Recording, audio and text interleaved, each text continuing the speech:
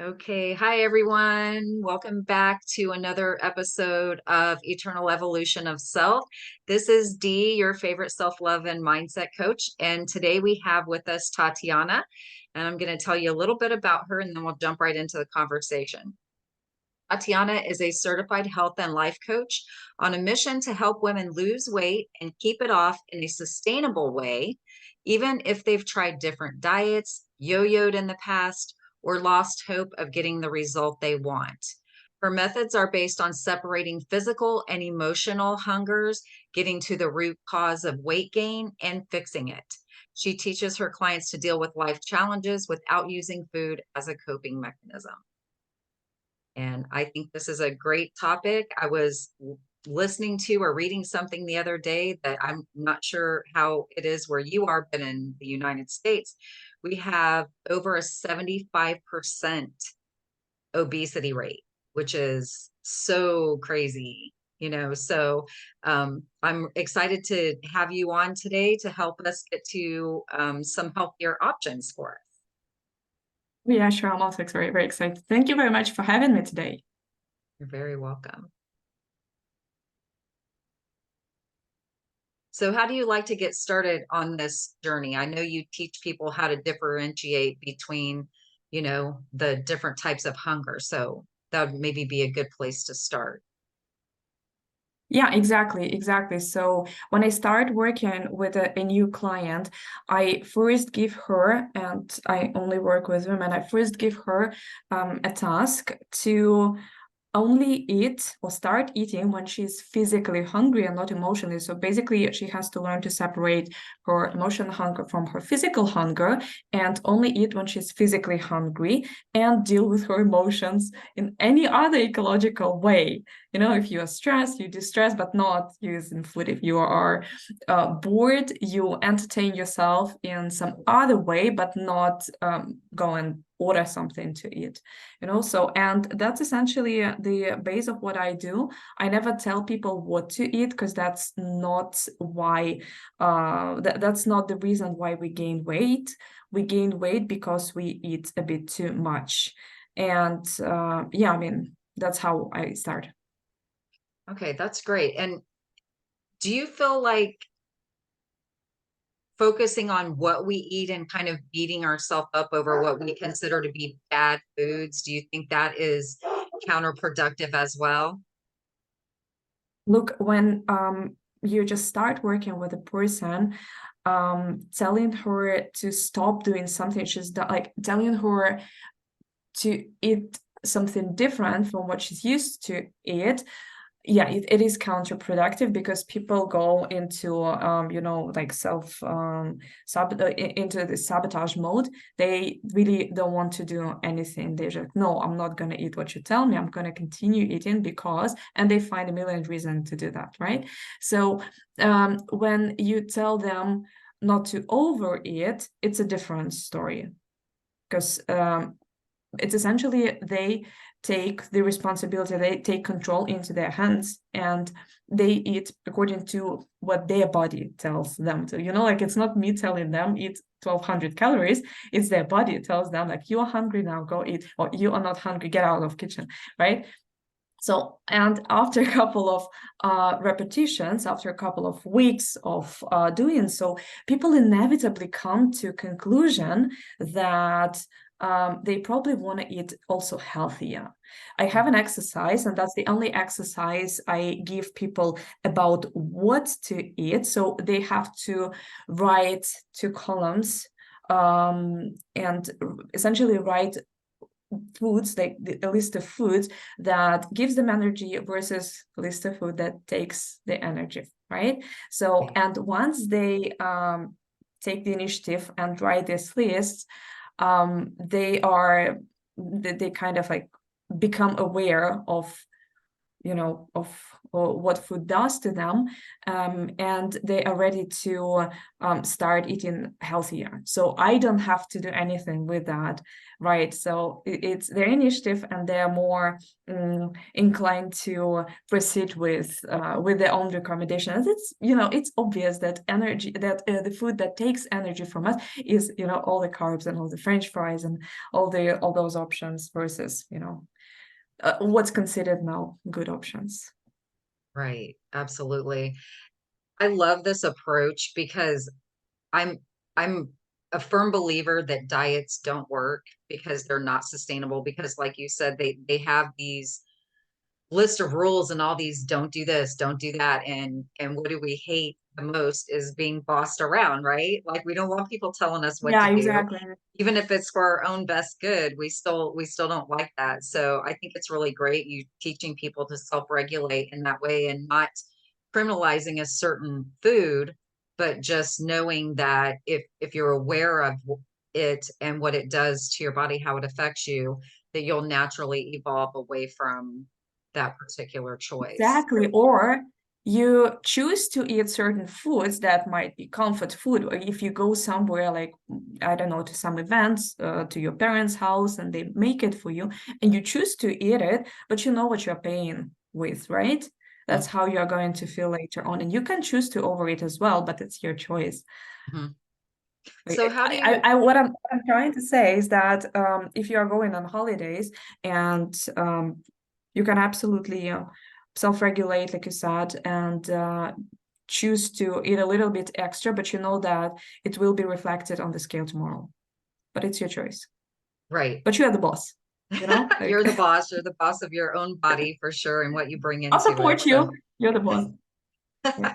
I think that's great. And that's the beauty of coaching, right? Is we help guide, but we don't tell you what to do. We just invite you into looking at something from a different perspective and you get to make your own choice about it. So that's such a beautiful thing. And how you mentioned people eating or overeating. So how do you teach people not to overeat? What should they be on the lookout for? So, right, when we start working, like I said, we first have to separate emotional hunger and physical hunger and eat according to our physical hunger. So, yeah, I teach them when to start eating, when to stop eating, to slow down or notice the signals of satiety so that they don't miss it, like fork, put your fork, and so on. Between bites, drink water, and so on. If you feel like you're 60% full, then that's probably it. Go walk around for like 10 minutes, come back. If you're still hungry, you can continue eating, but your stomach is essentially in charge. So, and you listen to what your stomach is saying.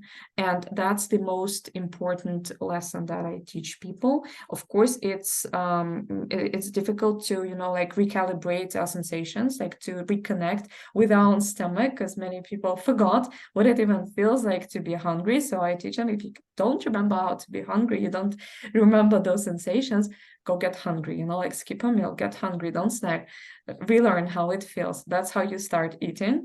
And yeah, like now and then people will miss their satiety point, those 60 or 70%, and that's not big deal. We are all learning. And after a couple of weeks, they learn to recognize those signs. So that's the most important thing.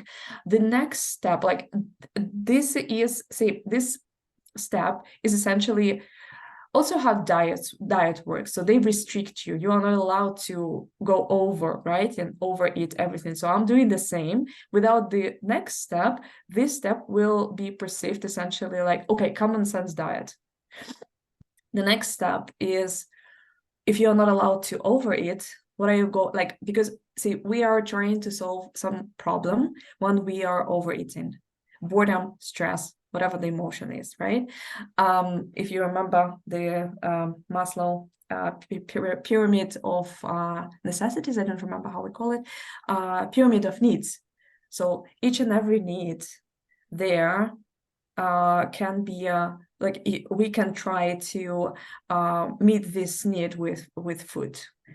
So for us not to go back to overeating that habit, we have to uncover the need and meet it in an ecological way. And that's essentially what probably separates my program from any other diet program. Yeah, so I get to ask people to notice when they have cravings, when they want to overeat, and what it's linked to. And when people become aware of what it is that drives them to overeat, um, they like say they cannot unsee it, they have to deal with it. Right. Right? And you're stressed and you feel like you never notice, or if you just like have a drawer and your clients in the office bring you candies and you just like accumulate everything and eat mindlessly, but then all of a sudden you are not allowed to overeat when you are not hungry. You're just like, I want candy, but I don't think I'm hungry, so why would I go there every Hmm. now and then? What am I trying to solve here? Entertainment or like, all this. So yeah, this is essentially how I answer your question, how I help people stop overeating by first returning back to their own sensations. Like essentially what I'm teaching is how to eat when we were kids. When we were kids, when we were like, if you're trying to feed a 3-year-old or overfeed, good luck with that, Right. right? Right. Kids are not going to They say, literally start spitting it back out of their mouth again. I'm done, exactly, you know? exactly, So exactly. absolutely. So have to go back to our childhood and remember how it was back then and apply it. As kids, we used to have so much more fun. We used to have hobbies. We used to have, friends and stuff. And we all the time kind of lost it and then decided to have a shortcut and, fill the gaps with food. So we got to get back into our childhood Right. and I learn agree with you. I everything think that's possible. exactly what we've done. We have all these holes and we fill them up with food, exactly like what you said.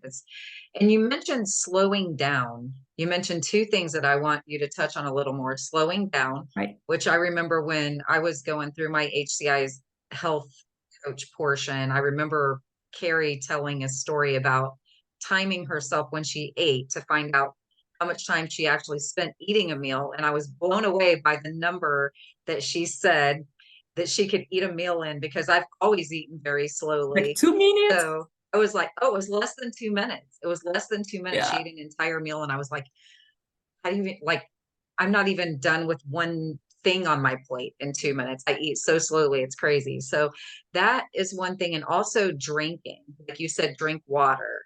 And then I think you also mentioned putting your fork down between bites. So can you talk a little bit Right. more about those things? See, two things here. So first of all, when people eat slowly, that's perfect. If it works for them. When I was going through my own program, I noticed that I'm a fast eater, and when I slow down, it means that I'm full. So when I eat in my 2 minutes, that's also like no big deal. It's fine if you notice that once you slow down, that's where you're full. But for most people, it works the other way around. Most people rush themselves to eat. I don't rush myself, it's my natural rhythm. I do everything very fast. So I also eat very fast. But for many people, they are pressed for time. And so they really rush, like Carrie said, 2 minutes for her. So she had to slow down, and that's what I also encourage people to do, um, because when we're in a rush, it's really easy to miss the point of satiety, and that's how we overeat. We go over. Ideally, we should leave the table when we are not, at our 120%. But because there's a lag between signal that our stomach sends to our brain, uh, we first it when we have this signal 100%, it's actually 120. But Right. it means that we've overeaten. We should stop at when we are a little bit less than that, so that in the end it becomes 100 in 10 minutes or so. So yeah, slowing down is important. And Okay. you can choose any strategy you want for yourself. Some people just literally put the timer and they time themselves. Some, yeah, like I said, fork down, mm, drink between meals, go a little bit for a short walk if you feel like it's kind of now you're not sure if it's already enough or not. So yeah, whatever works. Okay, so we've talked about the food portion of it. So what about exercise? Because I know a lot of people to lose weight, like I actually used to work with a girl who was in these boot camp style workout sessions, and she would go hard and she would start losing weight, and then she would hurt herself because those programs are crazy intense. And then she wouldn't be able to exercise for a while and she'd gain all that weight back, and it was this vicious cycle. So how do you approach that piece of it? It's a vicious cycle, like you said. What I do with my clients is I tell them, look, if you don't like sports, perfect. I can slim you down without any sports. If you like doing sports, do it for fun, but not for weight loss. Because when we do it for weight loss, we tend to reward ourselves, right? After like a very intense workout, but I'm gonna squeeze a little bit here, a little bit there. In the end, it's like you are Right. not hungry, you're eating just for a reward. Yeah, and it doesn't work and it doesn't help losing weight. One more thing is that exercise generally doesn't help lose weight, scientifically proven. Long term, right? Mhm. So you can exercise all you want, but in the end, it like the result does not stick with people. They tend to because see, diets and exercise work at the superficial level of symptoms. We have a reason to gain weight, we gain weight, and then we work on this symptom of weight gain using diets and exercise. We get to the root cause of why we gain that weight in the first place. Otherwise, we'll forever work on the symptomatic level. It's like Mhm. you have a headache and then you take a pill, headache is gone. Tomorrow it's back. You have a pill, headache is gone. Maybe like if you go to a doctor and uncover the reason why you have this headache in the first place, it doesn't have to be anything dramatic. Like maybe your pillow is not comfortable enough, and then Right. you replace the pillow, and the headache is gone. So you don't have to work, on symptoms anymore. So it's the same way here. Get to the root cause. It's more effective long term. But Right. like I said, sports does not, unfortunately, help you lose weight long term. Scientific proven. That's so interesting. And I never like I do believe that exercise of any sort should be fun, but I never thought about sports, do it for fun, not exercise, because then you reward yourself because you think, oh, I worked so hard, I did such a good job, and so now I can have some chocolate cake. You know? So Yay! that's a really good point. I never thought about that. I was watching a program the other day where they were talking to this group of individuals who is really healthy. And what they found is that this particular group is so healthy because they exercise, but they mindfully exercise. They don't even really realize they're doing it. For instance, they get out and they do gardening.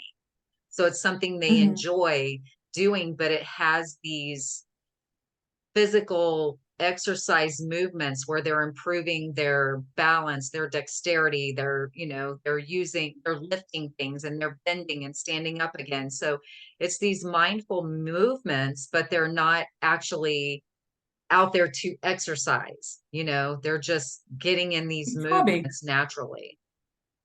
Yeah, yeah, it might be hobby for them, which is perfect. We have to have hobbies. We have to make a list of hobbies, for God's sake.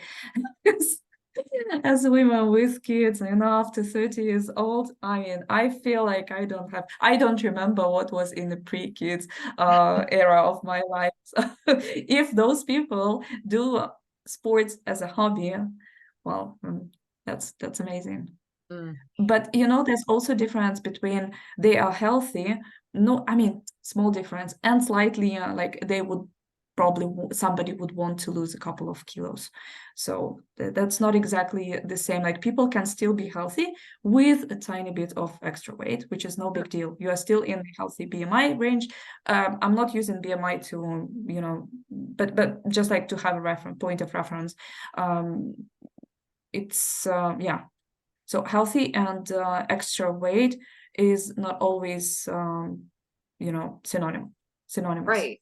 right. And I find the doctor's scales of the ideal weight for people, like I'm 5'7" and my ideal weight is 125 according to that scale. And I don't feel comfortable at 125. I feel that's too skinny for me. You know what I mean? Like the way I'm built, the way I carry my weight, I feel like I like myself with a little bit more weight on me, but technically speaking, I'm not at my ideal weight I feel better, so I agree with you. Like, I look, think we can play with that area and be comfortable and still be healthy.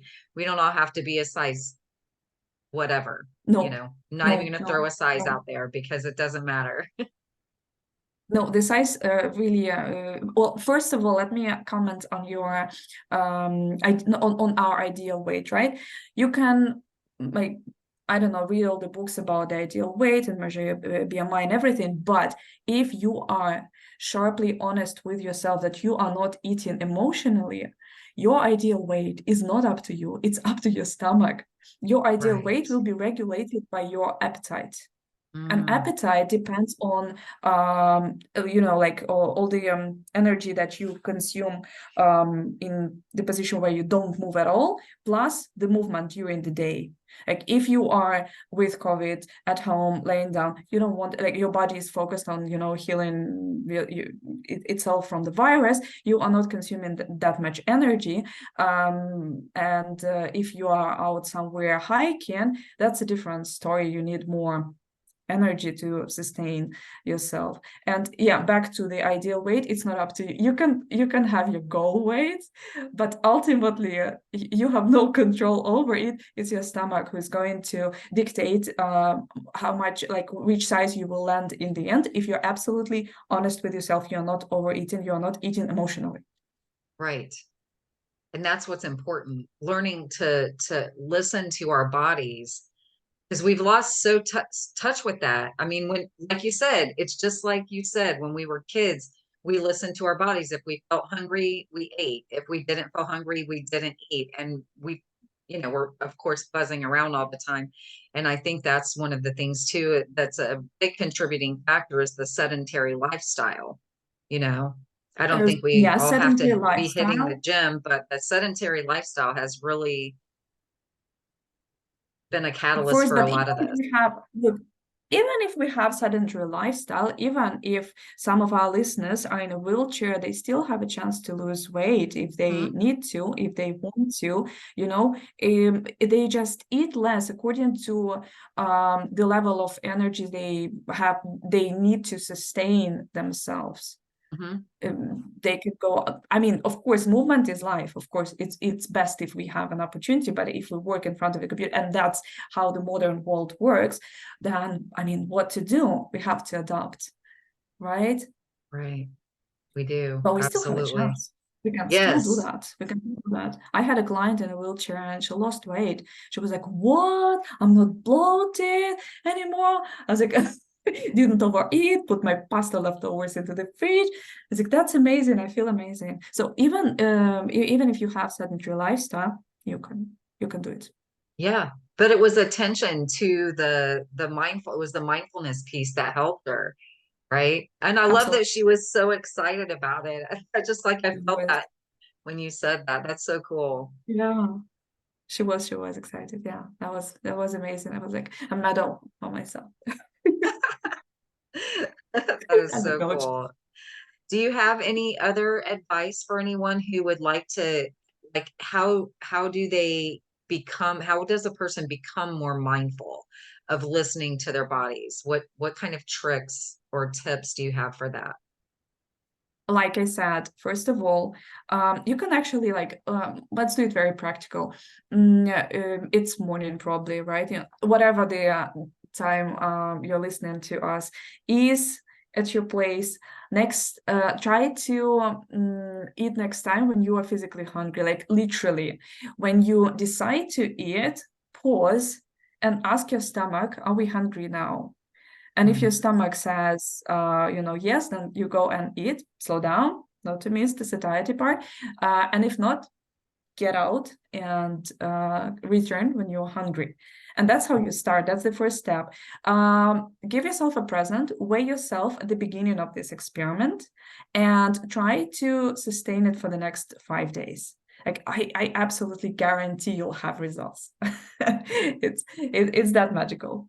Yeah. I love that you So said yeah, like ask your body, because I say that a lot when I'm coaching people to yeah, find the answers that they want. I'm like, listen to your body. Like your body will tell you, just ask the question and listen to where you feel that answer in your body. So I'm a big proponent of talking to your body. And that sounds really hokey yeah. and weird to a lot of people, but it really does work. No, I mean, it worked for when we were kids, right? So why not return to the old wisdom and instead rely on our body signals instead of using calorie counting apps? Right. Seriously, guys. Seriously, remember that situation once when you are with COVID in bed and you don't need to, eat like 1200 or 1600 or whatever the 100 calories your app tells you versus when you're hiking and you need like double amount of everything. So yeah, I mean that works. That works. The only problem here is that when people really confuse emotional hunger and physical hunger, I want to give you another tip how to tell them apart. So first of all, a little bit of semi-science here. Physical hunger comes and goes in waves. So remember yourself at a restaurant when you're so hungry you can eat a bear, and then the food doesn't come, and you're whatever, I'm not hungry anymore. So that's how hunger comes and goes in waves. And it does so first your body signals to you, let's eat, but you don't have any food for you, so the body eats from within, right? We all Uh, have a little bit of fat supply, so it just goes and eats first, like from somewhere in your body. No big deal, we all have enough fat supply to sustain us for a couple of days, probably, or for some time. Not to be scared of your physical hunger, right? When the hunger is urgent, it's typically cravings, like you crave certain foods, then it's emotional. When you crave something, ask yourself, do you want the opposite of it? Like if you want a cupcake, do you instead if I offer you something else, say a salad, would you crave salad? Would you eat salad? And if yes, then it's probably like you don't care what to eat, you're just hungry, so give me whatever. But if you say no, I'd rather go with cupcake, then it's emotional. Then yep. ask yourself, like, why would I want to eat cupcake now? How, like, what am I trying to solve here? Like, what need am I trying to meet with this cupcake? Right. You That's know, a great and idea. And yeah. the cupcake emotional eating thing made me think of a conversation that I had with someone one time who had had some physical trauma related Mhm. to another person. And she said that she purposely gained weight because she thought then she wouldn't have to deal with that situation ever again. Like it was protection for her, Yeah, you yeah, know? yeah, exactly. Maslow's pyramid of needs, safety, right? So we're trying to solve the safety need by eating us into, overeating to keep us safe from Right. that trauma. Yeah, Right. And exactly, I don't exactly. think a It lot might of be people that make deep. that connection, but it's really, it's so Yeah. obvious once you say it out loud, you know, or hear someone else say Yeah. it. Yeah, exactly. So the need can be really deep. Like you cannot make a connection by only when you are in a coaching session, you can make sense of it, but it can be also very superficial. Can be like, I'm bored, I'll go eat. I Hmm. don't have a hobby, I'll go eat, you know? Or I'm a mom and I don't usually have any time for myself. So eating is the only time when I'm allowed to sit down, like I'm allowed by myself to sit down and have this time for myself. So it's a me time. Right. So yeah, can be anything. That's a really important thing for a lot of moms out there to realize that it's a kind of a self-care scenario, only it's Yeah. maybe not the healthiest of the self-care, concepts that we No. could do. But so it's really important then for the moms, especially of young kids or teenagers, that we have the time when the kids are really little and it's so busy where they can't take care of anything on their own, so we have to help them. And then of course the teenage years are kind of the years where it's all the attitude and hormones going on, so Yes. we forget to take care of ourselves as parents and give ourselves that and it doesn't have to be a long time. It can be 5 or 10 minutes of just our own time, and so we can decompress and then come back to that being a little bit better version of ourselves. Yeah, absolutely. The only problem is that it has to be systematic. And that's where we all fall through the cracks. Hmm. It's, yeah, we usually, or my clients usually do not think of self-care as a system or as something that they must do on a regular basis. Dedicate those 5 minutes a day to themselves. Yeah, it is So yeah, important though. And we do all need to have that in place. But I know for a long time I didn't. I didn't even consider it, you know? I me neither. Me neither. Until I became a coach, probably. And even that, I mean, from time to time you fall through the cracks yourself, but then you remind yourself, like, what am I doing? Mhm. Yeah. And I think that if we can remind ourselves that if we do take that time, we show up a better version of ourselves that we For can sure. give to other people and show, we'll have that patience with our child that we might not have had if we didn't take that 5 minutes in the day to decompress. So I think that's It's super really important. important. Yes. It's super important. And yeah, like what you said is that when we um, give ourselves those 5 minutes to have some rest, we are better parents, right? I also teach in my program that we have those two brains, rational and emotional. They don't work together. It's either or. And typically, this rational brain is usually the one, yes, I'm going to stick to my diet. And in the evening, it's like, no, screw the diet. It's Friday, right? So usually the emotional brain starts working and starts, like uh, leading when the rational brain is already super tired Right. and cannot, do anything. So it's of paramount importance when you're losing weight to give yourself those 5 minutes of rest to make decisions from your rational brain and not from the emotional one, because the emotional one will always screw you up. It will always you know put you in a situation where like all of a sudden driving past McDonald's or something like that. So yeah, I totally agree. Rest and self-care. Yes, absolutely. Well, this has been some amazing tips. Do you have any last tips before we go today? Let me see. Right. One last tip: when you do your homework, and from today on, you rely on your own signals of physical hunger and satiety, and then you will all of a sudden discover that you have a craving for a certain thing, and then um, you basically become aware of what triggered that craving. I want to encourage you to think of 5, 10, 20 ways of meeting this need in a healthy way, in an ecological way, where you do not hurt yourself short and long term. Well, that's real self-care. Yeah, that's That's the that's last a tip. that is a great tip for sure. And tell people where they can find you if they would like to have you as their coach. Right. So I am on Instagram more than I would like to be. And my handle, so my name is difficult to spell, and I hope you'll put a link in the show I notes. will. So it's Tatiana. Yeah, so it's Tatiana Ermakova Coach, and that's where I live basically. I have a website which is also tatianaermakovacoach.com. Will also be probably in show notes. Okay, perfect. That's awesome. And I will put all the links for Tatiana down in the description box below this video.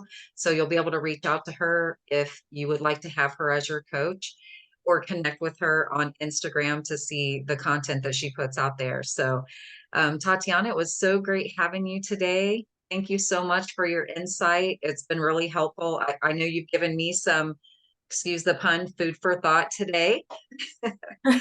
So I'm going to take that with me into my future for sure and implement some of the strategies that you've said. Yeah, thank you so much for having me. Nice talking to you, Dee. Yeah, nice talking to you too. Thank you, everyone. Don't forget to like, share, and subscribe, and we'll see you on the next episode. I love you all.